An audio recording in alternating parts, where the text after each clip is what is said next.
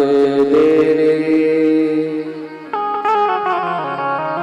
प्रणनामि हरि प्रिये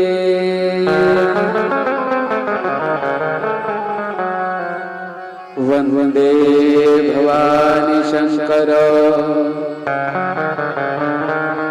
श्रद्धा विश्वास रूपिणो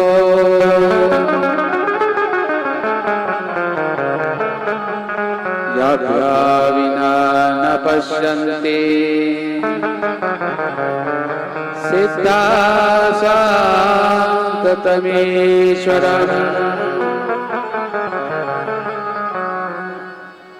यशा कदापि वसनाञ्चलकेलनोत्थ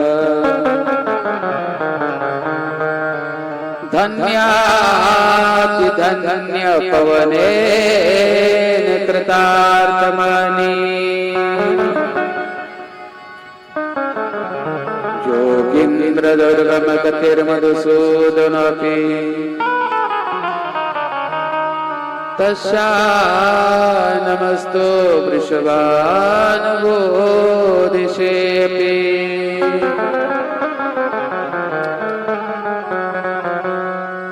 वाञ्छाकल्पतरुभ्यश्च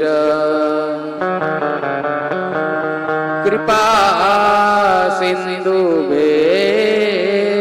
च पतितानां पावनेभ्यो वैष्णवेभ्यो नमो नमः।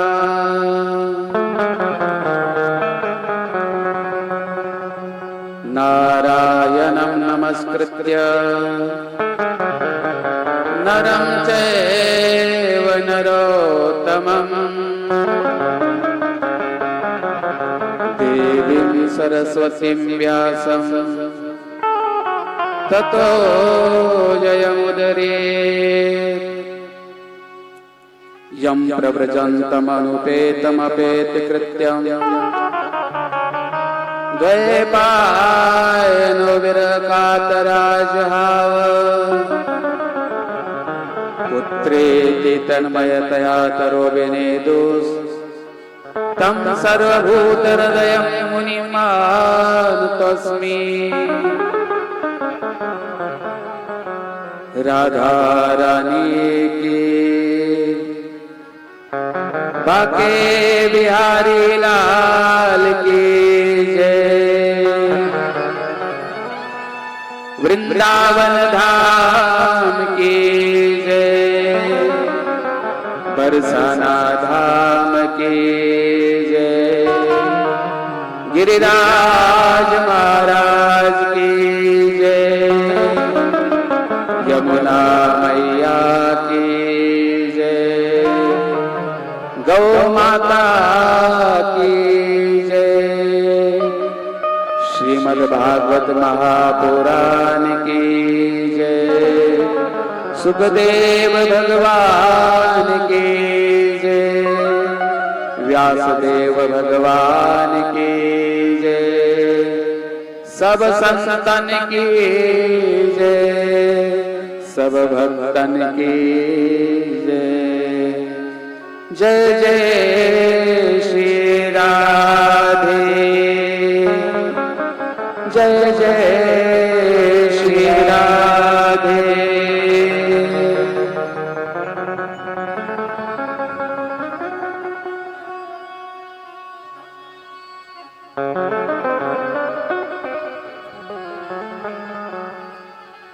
जय जय नंद यशोदा दूला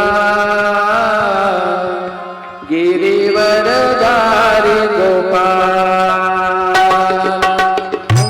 जय यशोदा दूला गिरिवरधारी गोपाल।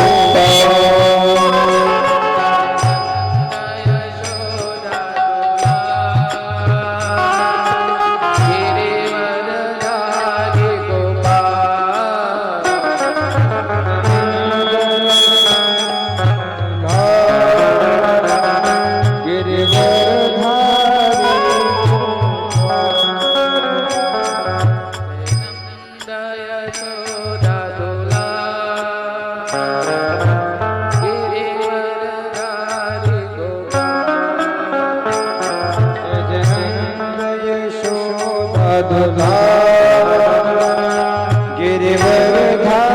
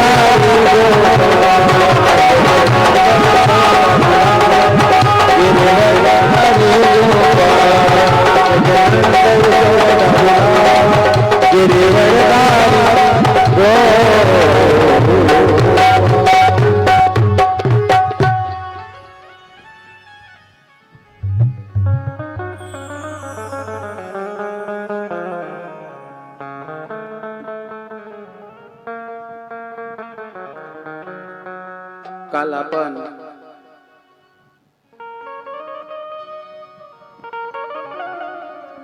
कपिल देव भगवान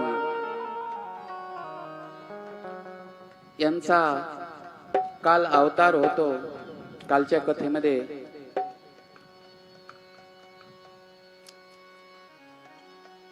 एक दिवशी देवती मैया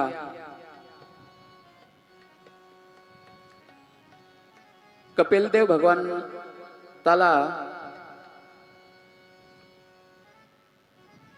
अध्यात्माचे काही प्रश्न करते.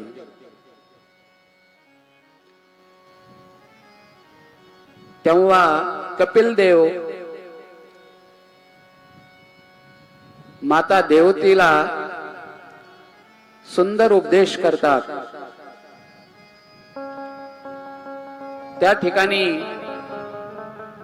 कपिलदेव भगवान आपल्या आईला म्हणतात, हे आई, मनुष्याचं मन हे बंधनाचं कारण आहे आणि मनच मुक्तीचं पण कारण आहे.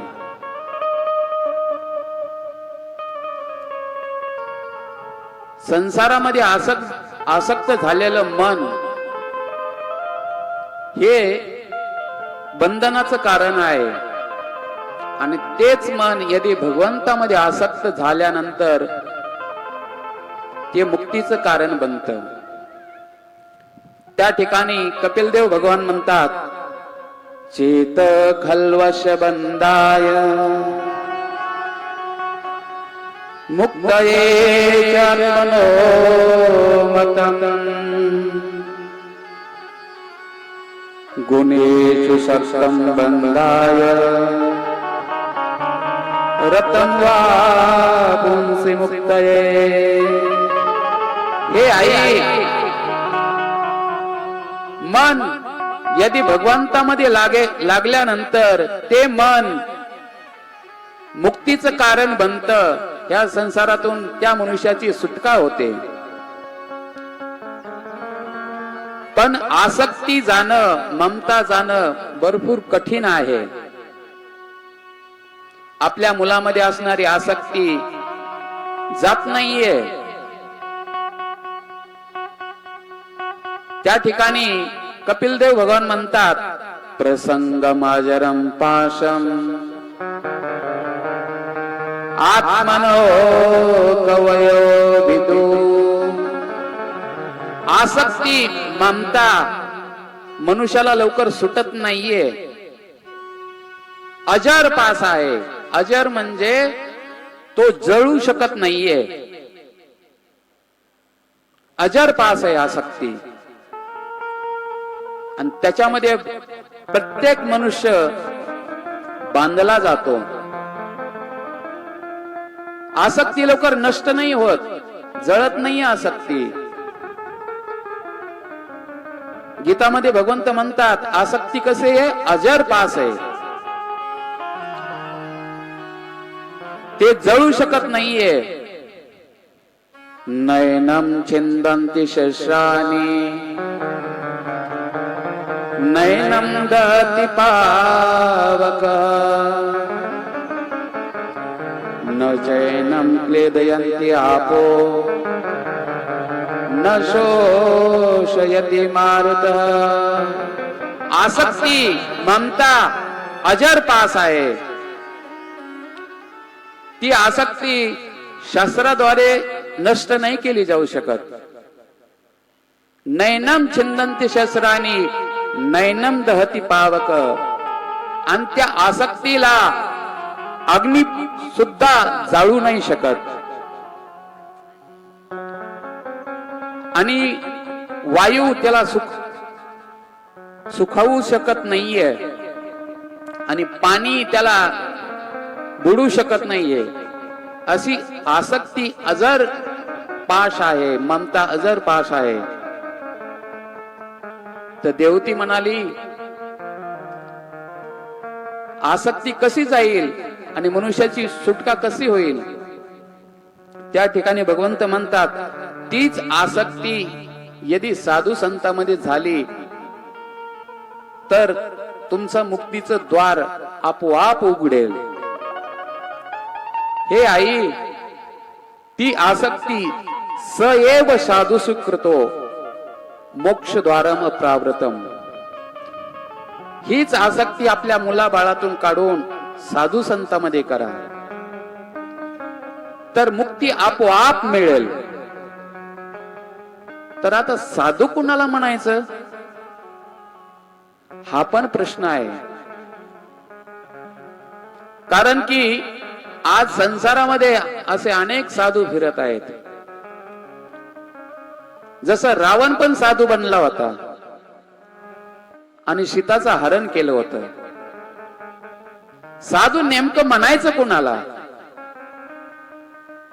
साधूचा वेश धारण केला म्हणजे साधू झाला का? नाही.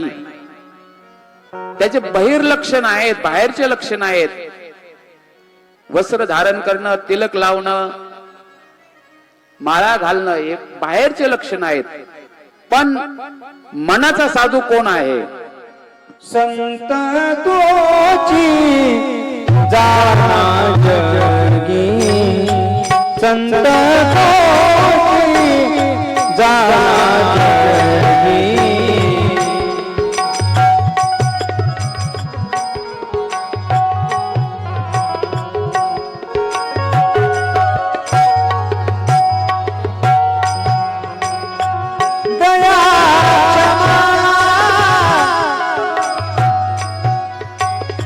दया दया जाके दया जाके लोवला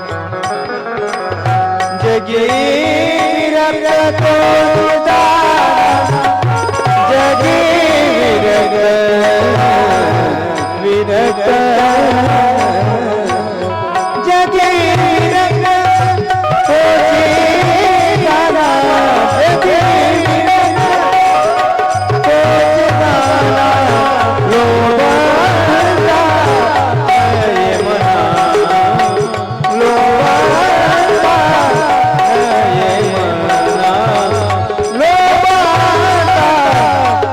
ये मना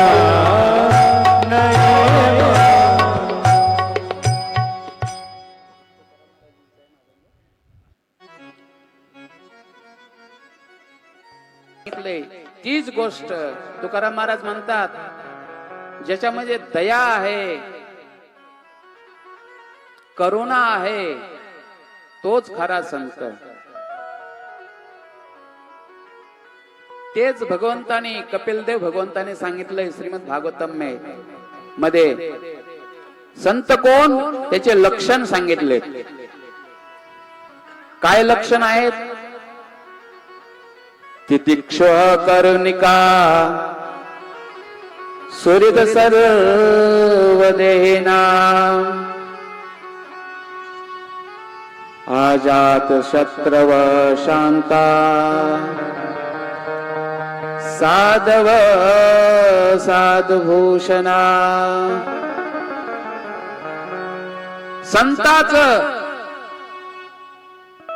सर्वात पहिलं लक्षण आहे, ध्यान देऊन ऐका. पहिलं संत ओळखता आलं पाहिजे. संत कोण आहेत? केवळ वस्त्र धारण केलं म्हणजे संत नाहीये. संताचे लक्षण सांगितलेत. सर्वप्रथम त्याच्यामध्ये प्रमुख गुण असतो तितिक्षव, सहनशील असतो. चाहे तो ग्रस्त आहे, ग्रस्त धर्मामध्ये आहे, पण त्याच्यामध्ये हा गुण आहे तो संतच आहे. आणि केवळ साधूचा वेश धारण केलाय, पण त्याच्यामध्ये सहनशीलता नाहीये, तर तो संत नाहीये. ज्याच्यामध्ये सहनशीलता आहे तो संत आहे. जसे एकनाथ महाराजजी, त्यांना जीवनात कधी क्रोध आलाच नाहीये. त्याच्यामुळे त्यांचं नाव शांती ब्रह्म असं पडलं. कधीच त्यांना आपल्या जीवनात कधीच क्रोध नाही आला. सहनशील एवढे होते, त्यांच्या अंगावर एक यौवन 108 वेळेस थुकला, तरी त्यांना कधी क्रोध नाही आला. त्याला म्हणतात संत. हे संताचं प्रमुख लक्षण आहे. प्रेम अनंत जब हो गया, रोम रोम संत हो गया. प्रेम जब अनंत हो गया, रोम रोम संत हो गया.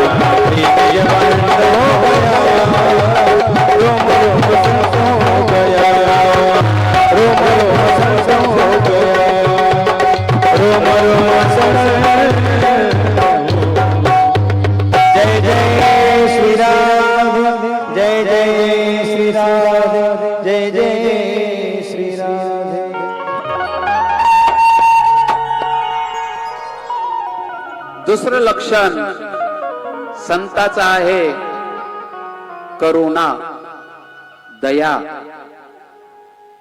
ज्याच्यामध्ये आहे तो संत आहे. आणि तिसरा गुण अजात शत्रव. त्याचा ह्या संसारामध्ये कोणी शत्रू नाही राहत. आणि चौथा गुण सगळ्यात महत्वाचा गुण, ध्यान देऊन ऐका, कारण का आपण हे आपल्याला माहित असलं पाहिजे. संत कोण आहे हे कळलं पाहिजे. सगळ्यात सुंदर गुण आहे संताचा, त्यांच्या जवळ गेल्यानंतर तुम्हाला भगवत चर्चा ही ऐकायला मिळणार, संसारी चर्चा ऐकायला नाही मिळत. त्याला म्हटलं जातं संत. तर अशा संतांमध्ये जाऊन आसक्ती केली पाहिजे. आणि असे गुण ज्याच्यामध्ये नाहीयेत त्याच्यामध्ये आसक्ती नाही केली पाहिजे. शास्त्र मना करतंय. आपल्याला खरा संत कोण आहे हे ओळखता आलं पाहिजे. तर त्या ठिकाणी कपिलदेव भगवंत म्हणतात अशा संतांमध्ये जाऊन आसक्ती केली पाहिजे. सतां प्रसंगान मम वीर्य संविदो भवन्ति नरसायना कथा तज्जोषणादाश्वपवर्गवर्मणि श्रद्धार्थिर्भक्तिरनुक्रमिष्यते. जा अशा संतांमध्ये जाऊन आसक्ती कर आणि आसक्ती केल्यानंतर त्या ठिकाणी तुला माझी कथा ऐकायला मिळेल. भगवंताची कथा कशी आहे? कानाला आणि हृदयाला मधुर लागणारी अशी माझी कथा आहे. आणि ती कथा ऐकल्यानंतर मुक्ती तुमच्या पाठीमागे फिरल. रती, भक्ती आणि प्रेम याची प्राप्ती होईल. संताजवळ जाऊन फक्त भगवत चरित्र ऐकल्यानंतर भक्ती आपोआप मिळते. आता आपण बी विचार करतो की आम्ही बी भक्ती करतो. भक्ती आहे नेमकं काय? भक्ती कशाला म्हटलं जातं? त्या ठिकाणी कपिलदेव भगवंत म्हणतात, हे आई, भक्ती काय आहे पहिलं समज.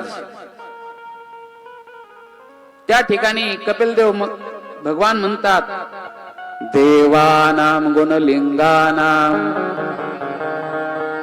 अनुस्रवीक कर्मणां सत्वैक मनसो जातो वृत्ती स्वभाविकी तुया. 5 ज्ञानेंद्रिय आहेत, 5 कर्मेंद्रिय आहेत आणि एक मन.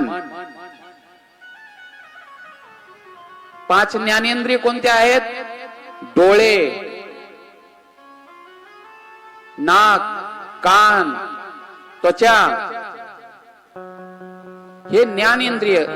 ज्यांनी आपल्याला विषयाचं ज्ञान होतं त्याला ज्ञानेंद्रिय म्हणतात. 5 ज्ञानेंद्रिय आणि 5 कर्मेंद्रिय, हात, पाय, वाणी, असं 5 प्रकारचे कर्मेंद्रिय.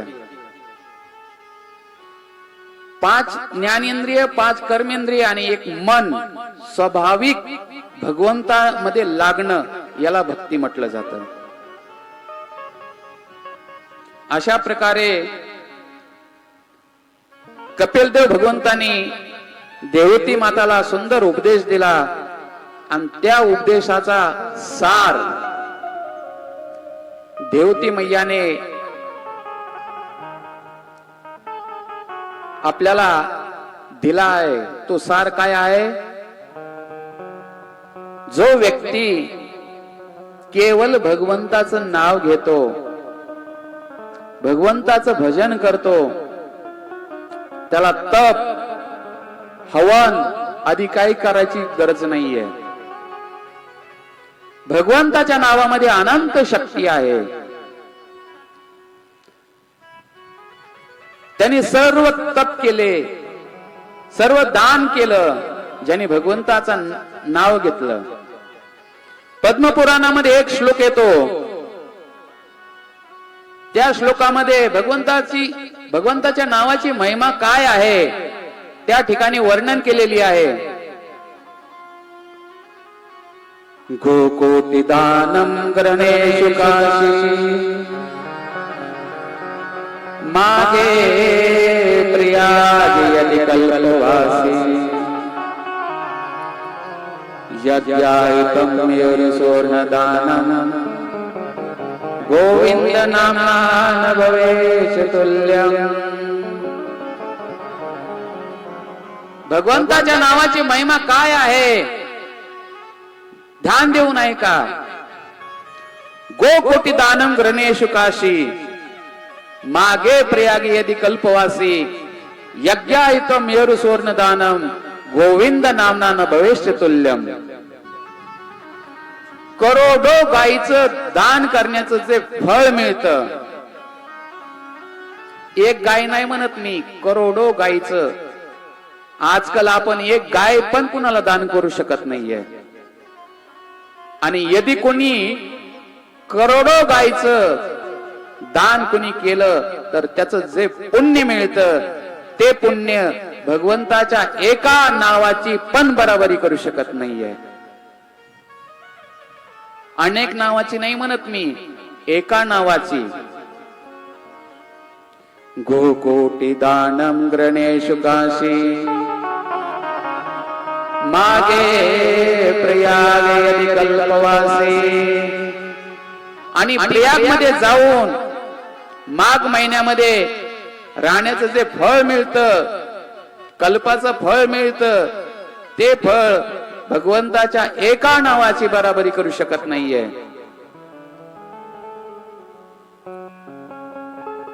परत म्हणतात यज्ञायुतम मेरु सुवर्ण दानम. कोणी राजसूय यज्ञ केला, कलियुगामध्ये राजसूय यज्ञ करणं कठीण आहे. कारण की राजसूय यज्ञ करण्यासाठी सगळ्या संसाराला जिंकावं लागतं. आज कोण जिंकू शकतो सर्व संसाराला? आपण आपल्या घरातल्या माणसाला जिंकू शकत नाहीये, तर संसाराला काय जिंकणार आपण? आणि जिंकल्यानंतर ते राजसूय यज्ञ केला बी, पण कलियुगामध्ये सगळी सामग्री अशुद्ध झाली आहे. बाजारामध्ये शुद्ध तूप नाही मिळत, भेसळ केलेलं तूप मिळतं. सगळी सामग्री यज्ञाची सगळी अशुद्ध आहे. एवढ्यापर्यंत की बाजारात तुम्ही विष बी घेतलं तर ते डुप्लिकेट मिळतंय. ते पिल्यानंतर बी मनुष्य मरत नाहीये. तर कुणी राजसूय यज्ञ केलं, त्याचं जे फळ मिळतं ते फळ भगवंताच्या एका नावाची बराबरी करू शकत नाहीये. परत म्हणतात सुवर्ण दानम. सुमेरू पर्वत सोन्याचा पर्वत आहे. कोणी सोन्याचा पर्वत बी दान केला, त्याचं जे पुण्य मिळतं ते पुण्य भगवंताच्या एका नावाची बराबरी करत नाहीये. त्याच्यामुळं एकदम गरीब मनुष्य पण अनंत पुण्याचा भागी बनू शकतो. कसा भागी बनू शकतो? तो आपल्या घरामध्ये गावामध्ये नित्य भगवंताचं नाम संकीर्तन केलं पाहिजे त्याने. आणि जेव्हा आपण जोराने भगवंताचं नाव घेतो, ते नाव दुसऱ्याला ऐकायला मिळतं. अशा प्रकारे ते नाव तुमच्याकडून दान होतं. आणि दान झाल्यानंतर तुम्हाला अनंत गाईचं दान करण्याचं जे फळ मिळतं ते तुम्हाला आपोआप मिळून जाईल. त्याच्यामुळे सर्वांनी भगवंताच्या नावाचा गजर केला पाहिजे, त्याचा आश्रय घेतला पाहिजे. हरे कृष्ण कृष्ण कृष्ण हरे हरे हरे राम राम राम हरे हरे.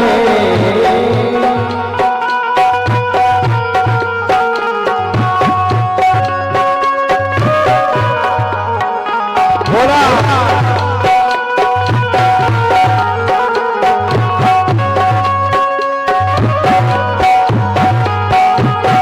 हरे कृष्ण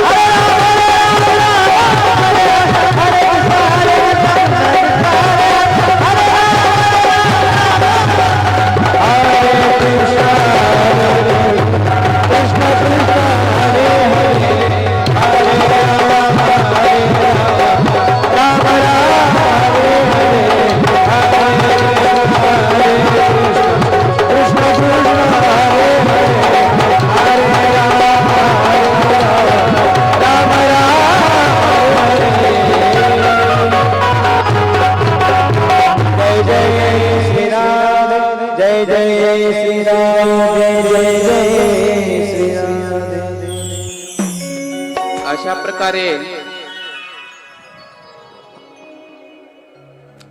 तृतीय स्कंदाची कथा झाली. पुढं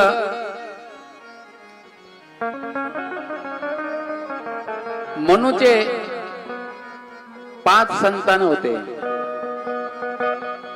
त्याच्यामध्ये 3 मुली होत्या आणि 2 मुलं होते. आणि त्यांच्यापासूनच ह्या सर्व संसाराची सृष्टी झाली. देवहूती पहिल्या मुलीचं नाव होतं, मोठ्या मुलीचं नाव होतं देवहूती. त्यांच्यापासून कपिल देव भगवंताचा अवतार झाला. ते चरित्र आपण श्रवण केलं आहे. दुसरीचं नाव होतं आकुती. तिचा विवाह रुची प्रजापती संग झाला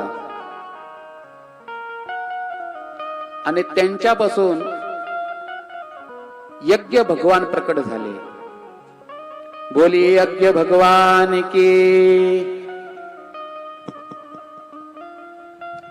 आणि जी छोटी मुलगी होती तिचं नाव होतं प्रसूती. तिचा विवाह दक्ष प्रजापती संग झाला. त्यांच्यापासून त्यांना 16 मुली झाल्या. ध्यान देऊन ऐका. किती मुली झाल्या? 16. 13 मुली धर्माला दिल्या आणि त्या 13 मुलीमध्ये सगळ्यात छोटी तिचं नाव होतं मूर्ती. तिच्यापासून नर नारायण भगवंताचा अवतार झाला. बोलिये नर नारायण भगवान की जय. 14वी मुलगी होती. तिचं नाव होतं अग्नी. नाही, स्वाहा. ती अग्नी देवता संग विवाह झाला होता. त्यांच्यापासून पावक, पवमान आणि सुची नावाचे पुत्र झाले. 15वी जी मुलगी होती तिचं नाव होतं सुधा. तिचा विवाह पितृगणा बरोबर झाला आणि त्यांना 2 कन्या झाल्या. एकीचं नाव होतं धारिणी आणि दुसरीचं नाव होतं वयुना. आणि जी सगळ्यात छोटी होती तिचं नाव होतं सती. यांचा विवाह भगवान शंकराशी झाला, पण त्यांना पुत्र नाही झाला.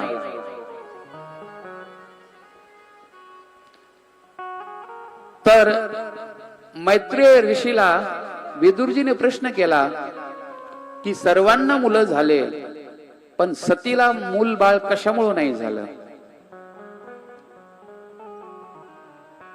तर त्या ठिकाणी मैत्रेय ऋषी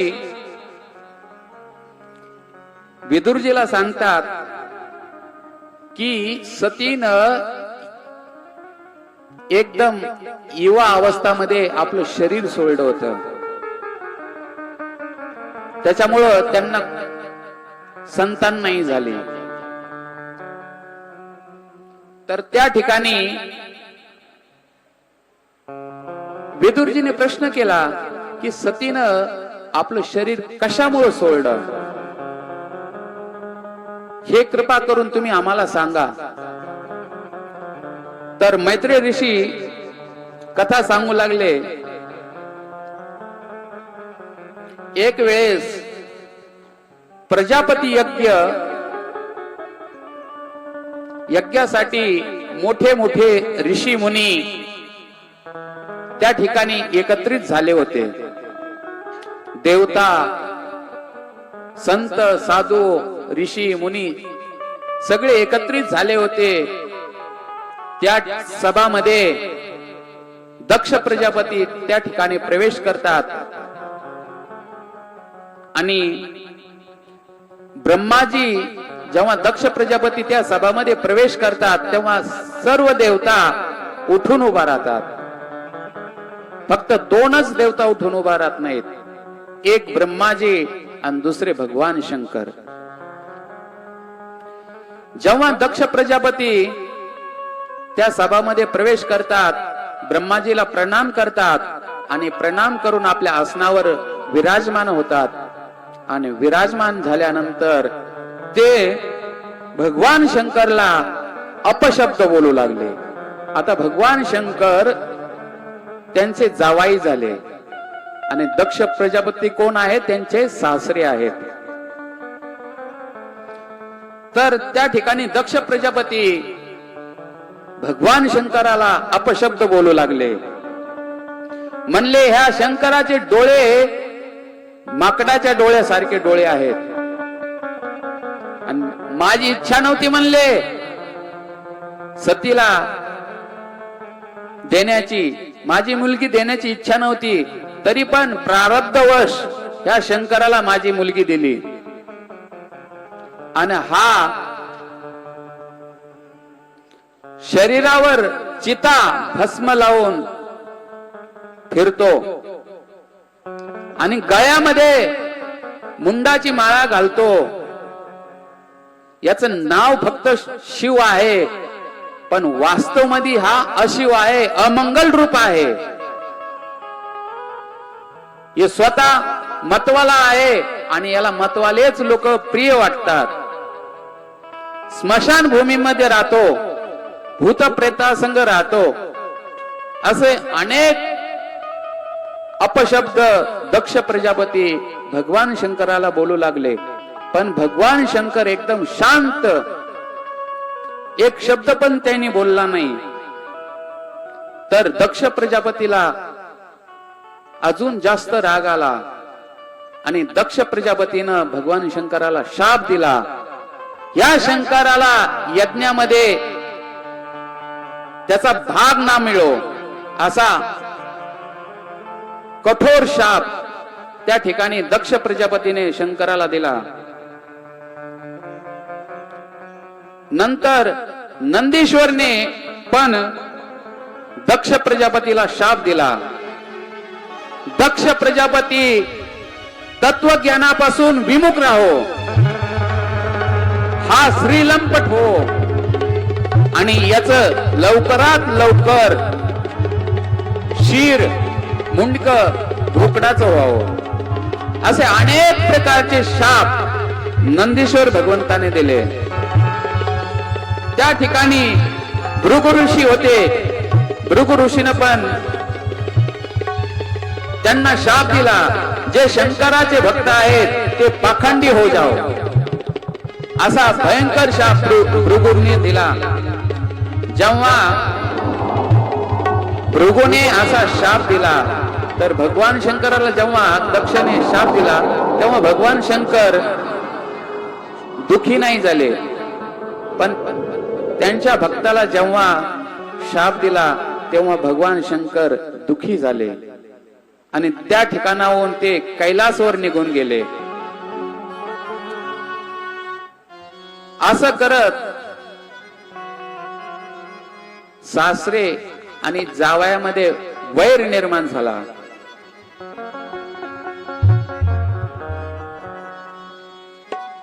त्यावेळेस ब्रह्माजीने दक्षला प्रजापती बनवलं, त्याला मोठा अधिकार दिला आणि अधिकार दिल्यानंतर त्याच्या मनामध्ये अभिमान झाला आणि अभिमान झाल्यानंतर त्या ठिकाणी दक्ष प्रजापतीने वाजपेय नावाचा एक यज्ञ केला आणि त्या यज्ञामध्ये सर्व देवतांना निमंत्रण दिलं आणि त्यांना 16 मुली होत्या, 15 मुलीला निमंत्रण दिलं, पण सतीला निमंत्रण नाही दिलं, भगवान शंकराला निमंत्रण नाही दिलं. त्या यज्ञामध्ये स्वर्ग लोकातले सगळे देवता विमानामध्ये बसून कैलासून आपसामध्ये चर्चा करत त्या यज्ञासाठी दक्षच्या घरी जाऊ लागले. आपसामध्ये चर्चा करू लागले की दक्ष प्रजापती वाजपेयी यज्ञ करत आहे आणि त्या यज्ञामध्ये सर्व देवतांना निमंत्रण दिले, पण भगवान शंकराला निमंत्रण नाही दिलं. अशी ते चर्चा करत कैलासहून सगळे देवता निघाले. इकडं सती भगवान शंकराला म्हणते, हे भोले बाबा, मी ऐकलं आहे तुमचे सासरे दक्ष प्रजापती यांच्या घरी मोठा उत्सव होऊ राहिलाय आणि हे सर्व देवता त्या ठिकाणी त्या यज्ञ पाहण्यासाठी चालले आहेत. यदि तुमची इच्छा असेल तर आपण पण त्या यज्ञामध्ये सहभागी हो आणि त्या ठिकाणी माझ्या बहिणी आपल्या पती सोबत पण निश्चित आलेले असतील. माझ्या मावशी आणि बऱ्याच दिवसापासून मला माझ्या आईचं दर्शन करण्याची इच्छा आहे. आईचं दर्शन पण होईल. हे प्रभू, त्या ठिकाणी मोठे मोठे ऋषी मुनी पण आले असतील. त्या ऋषी मुनींचं पण दर्शन होईल. कृपा करून तुम्ही त्या यज्ञामध्ये चला. या ठिकाणी जे देवता आहेत त्यांचा दक्ष प्रजापतीशी काही संबंध नाहीये, तरी पण ते त्या यज्ञामध्ये चालले आहेत. तुम्ही पण माझ्या बरोबर चला. त्या ठिकाणी भगवान शंकर सतीला म्हणतात, हे सती, तू जे बोललीस ते ठीक आहे, पण हे देवी, तुझ्या वडिलांनी मला निमंत्रण नाही पाठवलं, त्याच्यामुळं मी तिथं नाही जाऊ शकत. आणि हे देवी, तिथं गेल्यानंतर कल्याण नाही होणार, त्याच्यामुळं तिथं जाणं योग्य नाहीये. आणि तिथं गेल्यानंतर मंगल नाही होणार, बल्कि अमंगल होणार. पहा, शास्त्राने सांगितलंय 4 ठिकाणी 5 ठिकाणी बगर निमंत्रण मिळता गेलं पाहिजे. कोणत्या कोणत्या ठिकाणी? आपल्या मित्राच्या ठिकाणी, मित्राच्या घरी बगर निमंत्रणच गेलं पाहिजे. दुसरं, आपल्या पतीच्या घरी बगर निमंत्रण निमंत्रण नाही मिळालं तरी गेलं पाहिजे. आणि आपल्या वडिलांच्या घरी. आणि चौथा आहे आपल्या गुरुच्या घरी. निमंत्रण न मिळता त्या ठिकाणी गेलं पाहिजे. आणि 5वं ठिकाण आहे ज्या ठिकाणी भगवंताची कथा होते, कीर्तन होतं, त्या ठिकाणी कोणी निमंत्रण नाही दिलं तरी बी त्या ठिकाणी गेलं पाहिजे. पण हे सती, त्या ठिकाणी नाही गेलं पाहिजे ज्या ठिकाणी तुमचा कोणी विरोध करत आहे. जिस घर पर आदर मान नहीं उस घर पर जाना चाहिए. जिस घर पर आदर मान नहीं उस घर पर जाना चाहिए.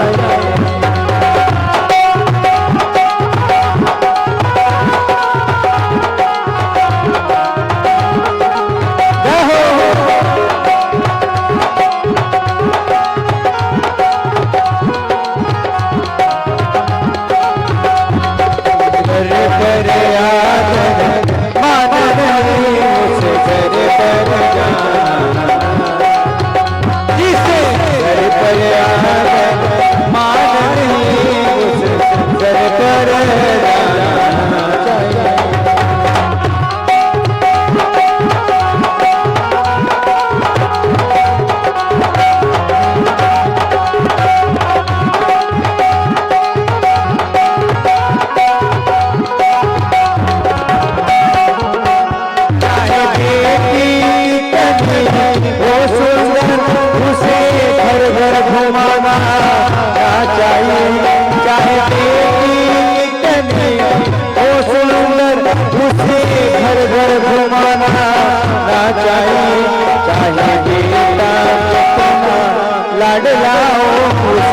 सिर पर बिठाना चाहिए, जिसे घर पर आदर मान नहीं उसे घर पर लाना चाहिए। चाहे बातें भी हरिराज की,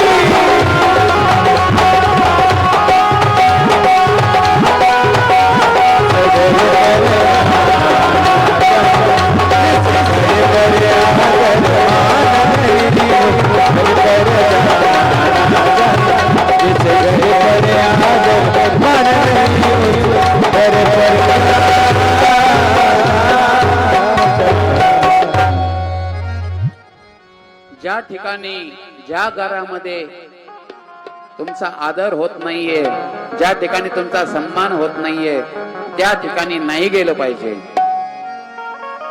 आणि हे सती, तू मी सांगितलेलं यदि तू नाही ऐकलंस ते कल्याण नाही होणार. असं बोलून भगवान शंकर मौन झाले, शांत झाले. आता सती ला जाण्याची भरपूर इच्छा होती आपल्या नातेवाईकांना भेटण्यासाठी. तिचं मन एकदम दुखी झालं आणि सती रडू लागली.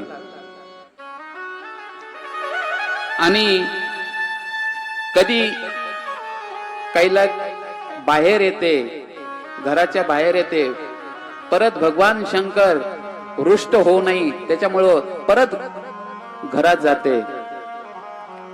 असं ती काय करावं तिला काही कळेना.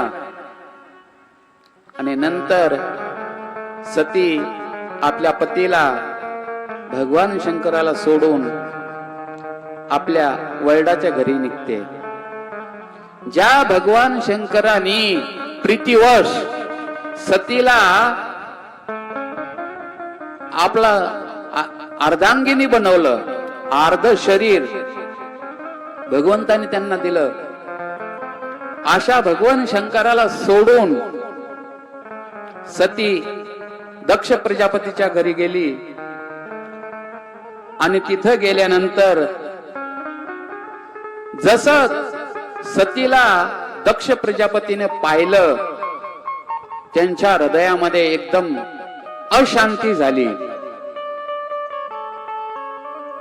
आणि अशांती झाल्यामुळं दक्ष प्रजापतीनं आपल्या मुलीचा सन्मान नाही केला.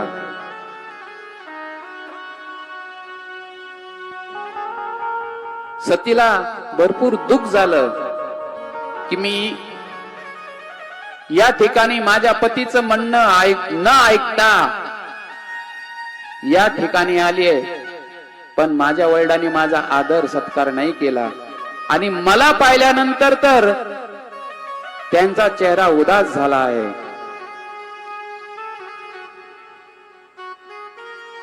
सतीला कोणीच बोललं नाही. यज्ञामध्ये जेवढे लोक आले होते कोणीच बोललं नाही, फक्त आई आणि बहिणी बोलल्या. आणि आईनं आणि बहिणीनं सतीला आभूषण वस्त्र आदी दिले, पण सतीने ते घेतले नाही. म्हणले, आई मला नकोय तुमचे वस्त्र, तुमचे आभूषण नकोयत मला. ज्या ठिकाणी माझ्या पतीचा अवमान होत आहे ते आभूषण, ते वस्त्र मला नकोत आई. अशा प्रकारे सती परत यज्ञ मंडपामध्ये गेली. पाहिलं त्या ठिकाणी सर्व देवतांना त्यांचा भाग दिला आहे, पण भगवान शंकराला काही त्या ठिकाणी यज्ञाचा भाग नाही दिला. हे पाहिल्यानंतर सती एकदम दुःखी झाली. मी माझ्या पतीचं नाही ऐकलं. आणि त्या ठिकाणी दक्ष प्रजापतीला एकदम क्रोधित होऊन बोलली, हे पिताजी, भगवान शंकर कुणाशी द्वेष नाहीत करत. त्यांचं ह्या संसारामध्ये ना कोणी मित्र आहे ना शत्रू आहे. पण हे पिताजी, तुम्ही त्यांच्याशी चिडतात, त्यांच्याशी द्वेष ठेवतात, आणि माझं शरीर तुमच्यापासून उत्पन्न झालंय, मला लाज वाटते. ह्या शरीराला आता मी ठेवणार नाहीये.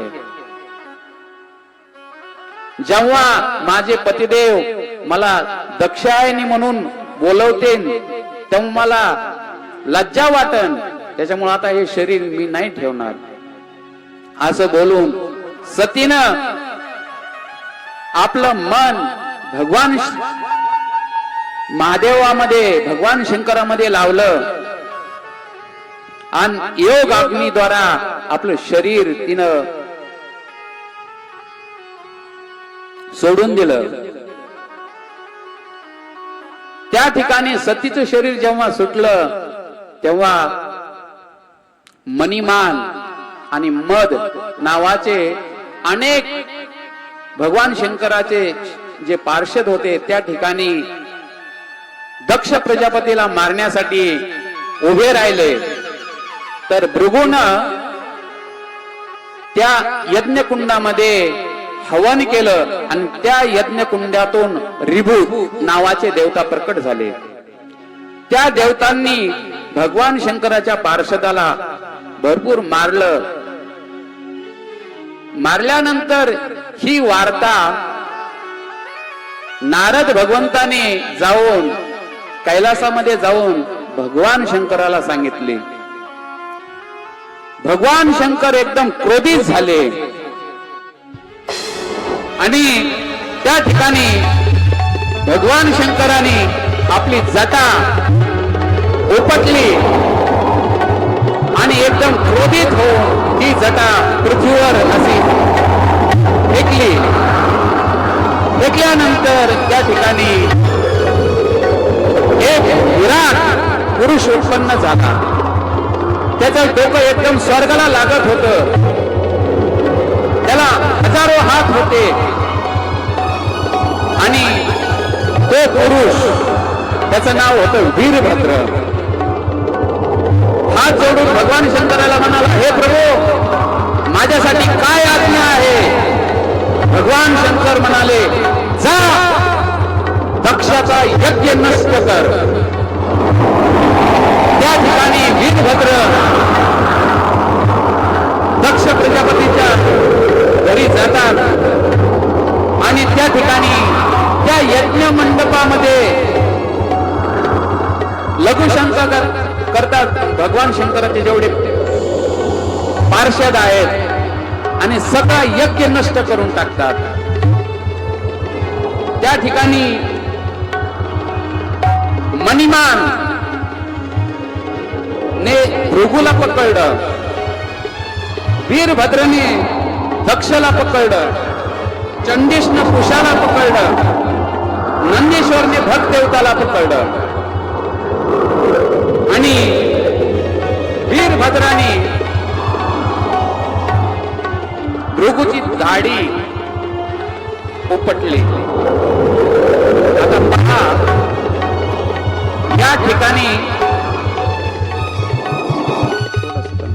या ठिकाणी वीरभद्राने भृगूची दाढी उपटली. कशामुळे उपटली? पहा, मनुष्य जसं कर्म करतो त्याला तसंच त्याचं फळ मिळतं. जसं आपण बाभळाचं बी शेतामध्ये लावलं तर त्याच्यापासून आंबे नाहीत मिळणार आपल्याला. होया पेड़ बबूलना अमवा कहाँ से हो, होया पेड़ बबूलना अमवा कहाँ से हो, पंछी को छाया नहीं फल लागे अति दूर तेरा, फल लागे अति दूर, होया पेड़ बबूलना अमवा कहाँ से हो, पंछी को छाया नहीं फल लागे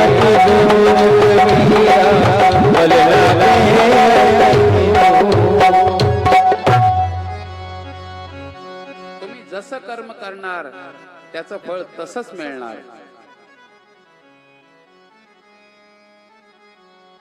जशी करणी करणार तसंच भरावं लागणार. या सृष्टीचा नियम आहे. जैसी करणी वैसी भरणी. त्याच्यामुळे मनुष्यांनी कर्म चांगले केले पाहिजेत, सत्कर्म केले पाहिजेत. असत्कर्म पाप नाही केलं पाहिजे. जैसे जाच कर्मा तैसे फल भगवतीश्वर. जैसे जाच कर्मा तैसे फल भगवतीश्वर.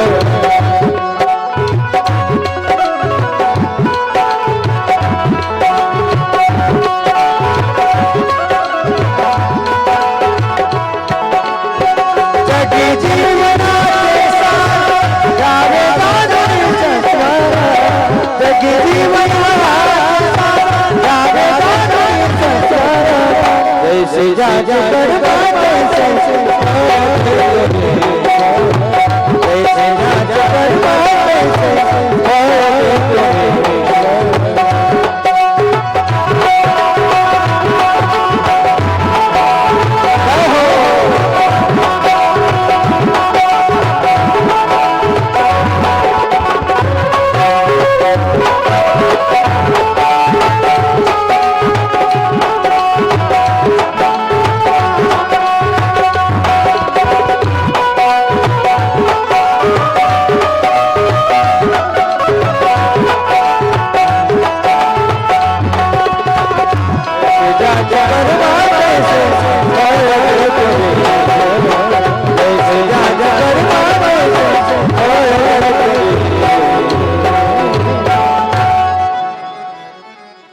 त्याच्यामुळे मनुष्यांनी सुंदर कर्म केले पाहिजे, सत्कर्म केलं पाहिजे. या ठिकाणी शास्त्राचा नियम आहे. तुळशीदास महाराजजी रामायणामध्ये म्हणतात, कर्म प्रधान विश्व कर राखा. जो जस करई तस फल चाखा. मनुष्य जसं कर्म करणार त्याचं फळ त्याला तसंच भोगावं लागणार. या ठिकाणी भृगुजीची धाडी वीरभद्राने उपटली. कशामुळे उपटली? जेव्हा दक्ष प्रजापती भगवान शंकराला अपशब्द बोलू लागले तेव्हा भृगूनी आपल्या दाढीवर असा हात फेरला होता. म्हणले अजूक याला अपशब्द बोल, अजूक शिव्या दे. तर वीरभद्र म्हणले ही दाढी ठेवण्याला एक नाहीये. वीरभद्राने ती दाढीच उखळली, उपटली, तोंडाच्या बाहेरच काढले, एका बुक्कीस बाहेर. आणि दक्ष प्रजापतीचं मुंडकं, डोकं, शिर धडापासून अलग केलं. अशा प्रकारे वीरभद्राने दक्षला मारलं आणि ते कैलासवर निघून गेले. आणि कैलासवर गेल्यानंतर त्या ठिकाणी इकडं सगळे देवता ब्रह्माजी जवळ जातात आणि ब्रह्माजीला सर्व घटना सांगतात. ब्रह्माजी सर्व देवतांना घेऊन कैलासवर जातात आणि त्या ठिकाणी भगवान शंकरची स्तुती करतात. कैलास के निवासी नमो बार बार हूँ, नमो बार बार हूँ. आयो शरण हार गुरु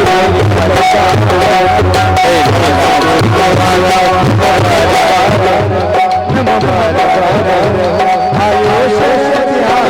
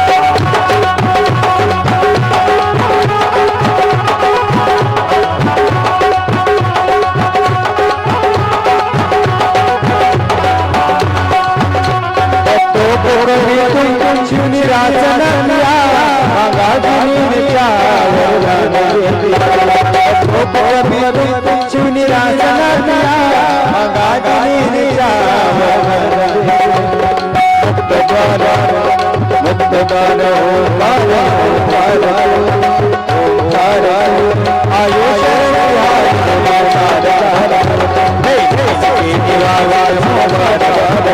नमो आयुष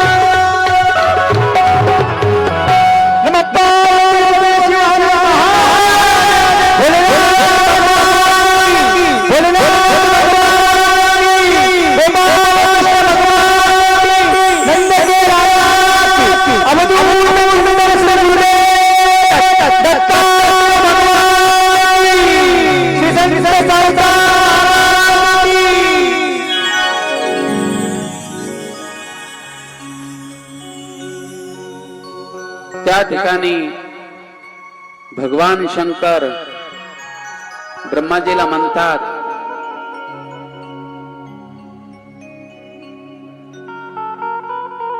दक्ष सारख्या नासमज व्यक्तीला मी थोडासा दंड दिलाय. कशासाठी? सावधान करण्यासाठी. पहा, 4 नीती आता: साम, दाम, दंड आणि भेद. मूर्खाला समजून जमत नाहीये, त्याला दंडच द्यावा लागतो. आणि भगवान शंकर म्हणतात, मी याला सावधान करण्यासाठी थोडासा दंड दिलाय. काही माणसाला समजवल्यानंतर त्यांच्या डोक्यात प्रकाश पडतो, पण मूर्ख लोकांना समजून काही फायदा नाहीये. त्यांना दंड ही उचित आहे, ही नीती आहे. त्या ठिकाणी ब्रह्माजी भगवान शंकराला म्हणतात की हे शंकर, दक्षाचा राहिलेला तो यज्ञ आहे, तो यज्ञ तुम्ही पूर्ण करा. त्या ठिकाणी भगवान शंकर त्या यज्ञामध्ये परत वापस जातात आणि त्या ठिकाणी दक्ष प्रजापतीचं जे डोकं होतं त्या ठिकाणी धड आणि शीर अलग झालेलं होतं. पण जेव्हा भगवान शंकर त्या ठिकाणी जातात तर दक्ष प्रजापती आपोआप उठून उभे राहतात. या ठिकाणी तुम्हाला एक गोष्ट सांगायची, सूक्ष्म ह्या लीलेच्या पाठीमागे आपल्याला एक शिक्षा घ्यायची. काय शिक्षा घ्यायची? या ठिकाणी दक्ष प्रजापती काय करतात? त्यांनी काय केलंय? यज्ञ केला, चांगलंच कर्म केलंय, भक्ती करू लागलेत. पण त्यांनी भगवान शंकराचा अपराध केला. भगवान शंकर कोण आहेत? वैष्णवानाम यथा शंभो, वैष्णवामध्ये अग्रगण्य आहेत. त्यांचा अपराध केला. तर आपण भगवंताचं किती बी भजन केलं आणि साधू संतांचा अपराध केला, अवमान केला, तर आपली पूजा, आपली सेवा ती अधर्म होऊन जाते. हे मी नाही बोलत, स्वतः तुकाराम महाराज म्हणतात, संताचा अतिक्रम देव पूजा तो अधर्म. ते स्वतः तुकाराम महाराज बोलतात, संताचा अतिक्रम देव पूजा तो अधर्म. तुम्ही देवाची पूजा करत आहात, ती पूजा नाहीये, तो धर्म नाहीये, तो अधर्म होतो. केव्हा? जेव्हा संताचा अवमान आपल्याकडून होतो. त्याच्यामुळे संताचा अवमान नाही झाला पाहिजे. या ठिकाणी दक्ष प्रजापतीनं सुंदर यज्ञ केला, पण त्या ठिकाणी भगवान शंकराचा अवमान केला. तर यज्ञाचा परिणाम काय झाला? त्यांचं शिर, त्यांचं डोकं धडापासून अलग झालं.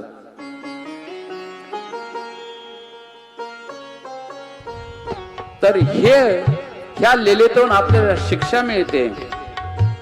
आपण भजन कसं केलं पाहिजे, भगवंताची भक्ती कशी केली पाहिजे, संतांचा कधी पण अवमान नाही झाला पाहिजे. तुळशीदास महाराज रामायणामध्ये म्हणतात, सुन सुरेश रघुनाथ सुभाओ, निज अपराध रिसाय न काओ, जे अपराध भगत कर करई, राम रोष पावक ते जरई. एक वेळेस भगवंताचा अपराध केला तरी चालेल, पण भक्ताचा अपराध नाही झाला पाहिजे. त्याच्यामुळं भक्ती करताना भक्ताचा अपराध आपल्या हातून झाला नाही पाहिजे. त्या ठिकाणी जेव्हा भगवान शंकराचं दर्शन दक्ष प्रजापती करतात, तेव्हा त्यांचं हृदय एकदम पवित्र होऊन जातं. आणि त्या ठिकाणी दक्ष प्रजापती भगवान शंकराची स्तुती करतात. तेव्हा भगवान विष्णू त्या ठिकाणी प्रकट होतात, अवतरित होतात. आणि त्या ठिकाणी दक्ष प्रजापतीला भगवान बोलतात की ब्रह्मा, विष्णू आणि महेश आम्ही तिघ एकच आहोत. आणि जो व्यक्ती असा मानतो त्याला शांती प्राप्त होती. अशा प्रकारे ब्रह्मा विष्णू आणि महेश्वर ब्रह्मा विष्णू आणि महेश्वर सामोरी बसले मलाही दत्तगुरु दिसले मलाही दत्तगुरु दिसले मलाही दत्तगुरु दिसले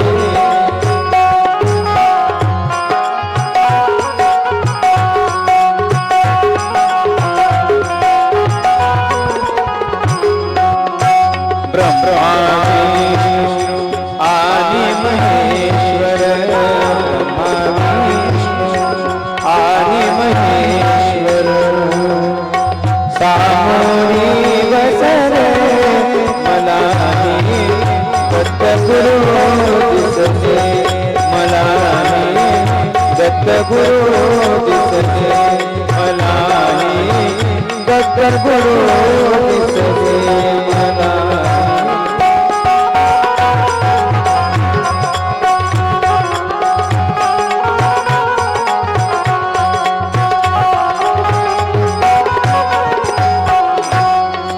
दिगंबरा दिगंबरा श्रीपाद वल्लभ दिगंबरा बोला सर्वांनी पाहिजे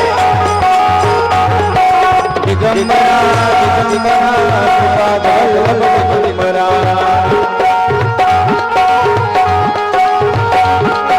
श्रीपाद वल्लभ दिगंबरा बोला सर्वांनी श्रीपाद वल्लभ दिगंबरा दिगंबरा दिगंबरा श्रीपाद वल्लभ दिगंबरा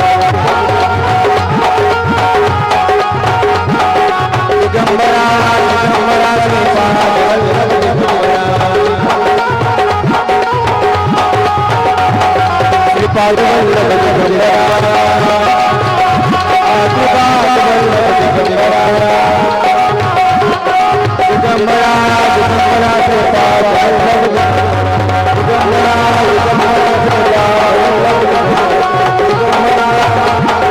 श्रीपाद वल्लभ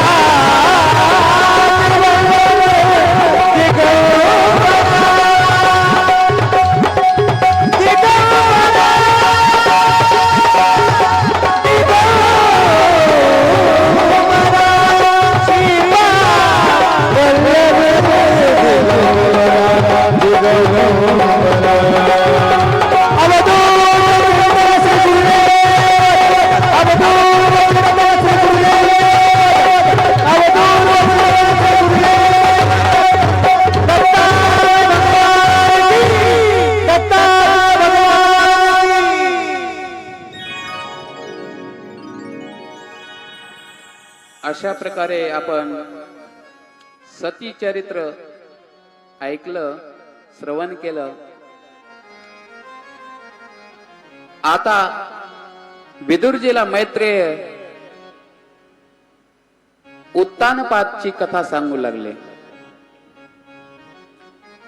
मनुचे पुत्र उत्तानपाद. उत्तानपादला दोन पत्न्या होत्या. एकीचं नाव होतं सुनीती आणि दुसरीचं नाव होतं सुरुची. सुरुची दिसायला सुंदर होती, पण तिचा स्वभाव एवढा चांगला नव्हता. आणि सुनीती दिसायला एवढी सुंदर नव्हती, पण स्वभाव एकदम सुंदर होता. पण राजा उत्तानपादची आसक्ती सुरुची मध्ये जास्त होती. तर सुनीतीचे पुत्र होते ध्रुव आणि सुरुचीचे पुत्र होते उत्तम. एक दिवशी राजा उत्तानपाद ध्रुवला आपल्या मांडीवर घेऊन बसलेले होते. त्या ठिकाणी ध्रुवाने पाहिलं आणि ध्रुवच्या पण मनामध्ये इच्छा झाली आपल्या वडिलाच्या मांडीवर बसण्याची. जेव्हा ध्रुव वडिलाच्या मांडीवर बसू लागले तेव्हा सुरुचीनं ध्रुवला एकदम कठोर वचन बोलले. अरे मुला, तू राज सिंहासन वर बसायचा अधिकारी नाहीयेस. तू राजाचा मुलगा झालास तर काय झालंय? तू माझ्या पोटी जन्म घेतला नाहीस आणि तुला राज सिंहासनावर बसायची इच्छा असेल तर जा, तू भगवंताची आराधना कर आणि माझ्या पोटी जन्म घे. तू अजून लहान आहेस, तुला माहित नाहीये दुसऱ्याच्या पोटी तू जन्म घेतलास. असे कठोर शब्द बोलल्यानंतर ध्रुव महाराज आपल्या वडिलांकडे पाहू लागले. वडिलांनी एक शब्द पण नाही बोलला. ध्रुव महाराज जोराने श्वास घेऊ लागले आणि रडू लागले. आणि त्यांनी पाहिलं की आता माझे वडील काही बोलत नाहीयेत. त्या ठिकाणाहून ध्रुव आपल्या आईकडे जातात आणि आईकडे गेल्यानंतर आई ध्रुवजीला आपल्या मांडीवर घेते आणि सुंदर शिक्षा देते. काय शिक्षा देते? पहा, आपल्या मुलाला सुंदर शिक्षा दिली पाहिजे. या ठिकाणी सुनीती ध्रुवला शिक्षा